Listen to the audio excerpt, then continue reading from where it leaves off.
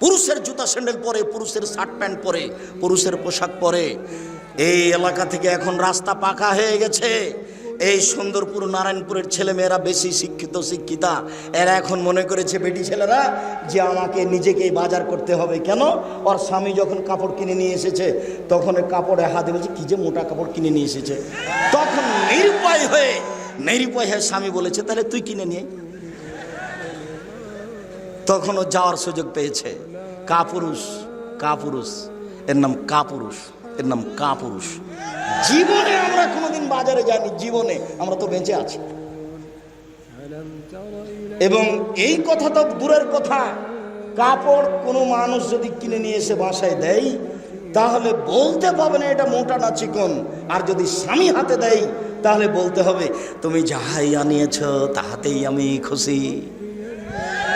তাহলে সংসারের ভালোবাসা দ্বিগুণ বেড়ে যাবে। আমরা এখন রাস্তাঘাট পাকা, এর অর্থ আমার বোনকে আমার মাকে গিয়ে চাঁপাইনবাবগঞ্জের শহরে বাজার করতে হবে, সারাদিন এর ধাক্কা খেতে হবে, ওর ধাক্কা খেতে হবে।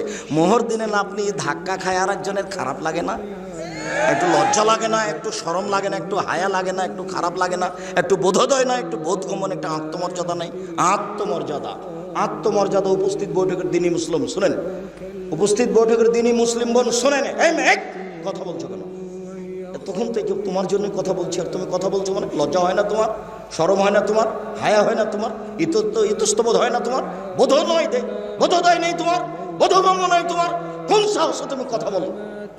তোমার বাপ তোমাকে কিছু বলে না, যার জন্য তুমি মনে করেছো এখানে আসলে তুমি ফুলে ধোয়া থাকবে নাকি? ভদ্রতা বজায় রেখে মুসলমানের মেয়ে হে বসে থাকো, আমি তোমার জন্য এসেছি।